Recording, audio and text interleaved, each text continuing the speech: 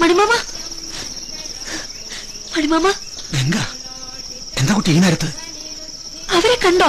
ആ സ്ത്രീയെ പടുപ്പുരയിൽ ഇരിപ്പുണ്ടായിരുന്നില്ലേ? ഈശ്വര നിശ്ചയങ്ങള് മനുഷ്യർക്ക് മറികടക്കാനാവില്ലല്ലോ കുട്ടി. പോയി അവര്. കുറെ മുമ്പ് മഴയത്ത് ഒരു നിഴല് പോലെ പോണ കണ്ടു.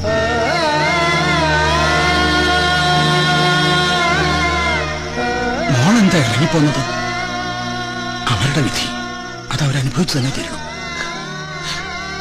ഈ വിധി ദൈവം നിശ്ചയിച്ചതാണോ മണിമാമ?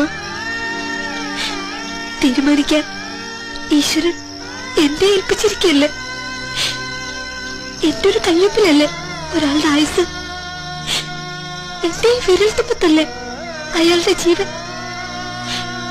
അപ്പോ ഞാനത് നിഷേധിച്ച ദൈവം അയാളോട് കാണിച്ച ദയ ഞാൻ കാണിക്കാതിരിക്കല്ലേ? ആ പാവ സ്ത്രീയുടെ പ്രാർത്ഥനയ്ക്കും കണ്ണീരിനും എന്റെ മുമ്പിൽ ഒരു വിലയില്ലാണ്ടാവുമല്ലേ? ഇനി പറഞ്ഞിട്ടെന്താ? പോയില്ലേ ആ കുട്ടി? അല്ലെങ്കിൽ തന്നെ മോളുടെ നല്ല മനസ്സുകൊണ്ട് മാപ്പ് കൊടുക്കാന്ന് വെച്ചാ എന്തൊക്കെയാ അതിന്റെ പേരുണ്ടാവുമെന്ന് നിശ്ചയുണ്ടോ?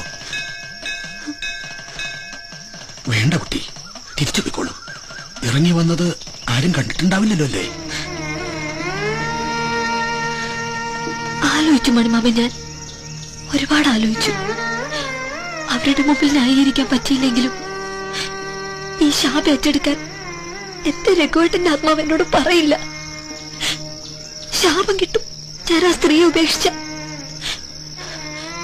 എനിക്ക് കാണണവരെ ഒപ്പിട്ട് കൊടുക്കണം മണിമാമ. ഞാൻ നല്ലത് കുട്ടി, ഇപ്പൊ ഈ മനസ്സ് ഞാൻ അറിയുന്നുണ്ട്. ഇനി ഒന്നും ആലോചിക്കണ്ട, നമുക്ക് കാണാം.